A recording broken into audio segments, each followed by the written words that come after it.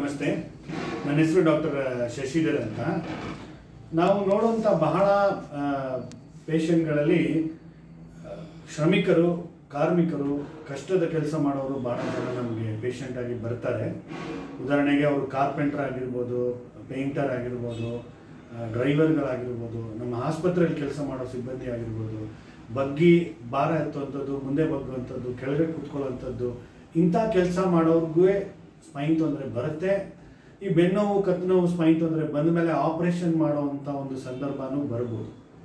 ಆ ಸಂದರ್ಭಗಳಲ್ಲಿ ನಾನು ಆಪ್ರೇಷನ್ ಮಾಡಿಸಿದ್ರೆ ನಾಳೆ ದಿನ ನಾನು ಈ ಕೆಲಸ ಮಾಡ್ಬೋದಾ, ನನ್ನ ಜೀವನ ಏನಾಗುತ್ತೆ, ತಿರ್ಗಾ ನಾನು ಆ ಕೆಲಸಕ್ಕೆ ಹೋಗ್ಬೋದಾ ಅಂತ ಒಂದು ಭಯ ಇರುತ್ತೆ.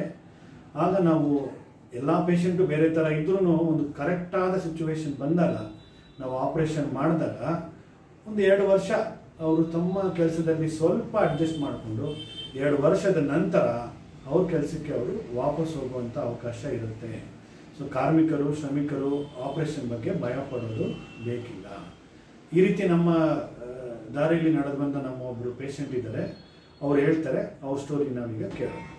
ಹೇಳಿ ಸರ್. ಎಲ್ರಿಗೂ ನನ್ನ ಹೆಸರು ಗೋವಿಂದರಾವ್ ಅಂತ. ನಾನು ಕಾರ್ಪೆಂಟರ್ ಕೆಲಸ ಮಾಡ್ತೀನಿ ಬೆಂಗಳೂರಲ್ಲಿ. ತುಂಬ ಕಷ್ಟಪಟ್ಟು 2-3 ವರ್ಷ ಕೆಲಸ ಮಾಡಿದಾಗ ಸ್ವಲ್ಪ ಬ್ಯಾಕ್ ಪೇನ್ ಅಂತ ಕಾಣಿಸ್ಕೊಂತು.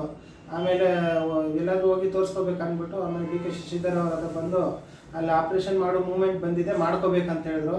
ದಯವಿಟ್ಟು ಯಾರೂ ಆಪ್ರೇಷನ್ ಮಾಡ್ಕೊಂಡಿದ್ರೆ ಅದೇ ಥರ ಸರ್ಜರಿ ಇದ್ದಿರೋ ಮಾಡೋಕ್ಕಾಗಲ್ಲ ಅಂತ ಆ ಥರ ಯಾರು ಭಾವಿಸ್ಬಿಡಿ. ಅದು ಆಪ್ರೇಷನ್ ಮಾಡಿನೂ ನಾವು ಮುಂದಿನ ಜೀವನದಲ್ಲಿ ಎಷ್ಟು ಕಷ್ಟ ಇತ್ತೋ ಅದಕ್ಕಿಂತ ಒಳ್ಳೆ ಜೀವನ ಸಾಗಿಸ್ಬೋದು ಅಂತ ನಾನೇ ಇವಾಗ ಉದಾಹರಣೆ ಆಗಿದ್ದೀನಿ. ಯಾಕಂದರೆ ನನಗೆ ಅವರು ಆಪ್ರೇಷನ್ ಮಾಡಿ 6 ವರ್ಷ ಆಗಿದೆ. ಇವಾಗ ಫಸ್ಟ್ ಬಂದ್ಬಿಟ್ಟು ತುಂಬ ಪ್ರಾಬ್ಲಮ್ ಐತಿ. ಇವಾಗ ಅದಕ್ಕಿಂತ ಬೆಟರ್ ಜೀವನ, ಒಳ್ಳೆ ಜೀವನ ಬಂದ್ಬಿಟ್ಟು ನಾನು ಮಾಡ್ತಾ ಇದ್ದೀನಿ. ಅದೇ ಥರ ಕಾರ್ಪೆಂಟರ್ ಕೆಲಸ ಫಸ್ಟ್ ಎಷ್ಟು ಕಷ್ಟಪಟ್ಟು ಮಾಡ್ತಾ ಇದ್ದೀನಿ ಕಾರ್ಪೆಂಟರ್ ಕೆಲಸ, ಅದೇ ಇದರಲ್ಲಿ ಮೂಮೆಂಟಲ್ಲಿ ಬಂದು ಮಾಡಿದ್ದೀನಿ. ತುಂಬ ಧನ್ಯವಾದಗಳು. Thank you.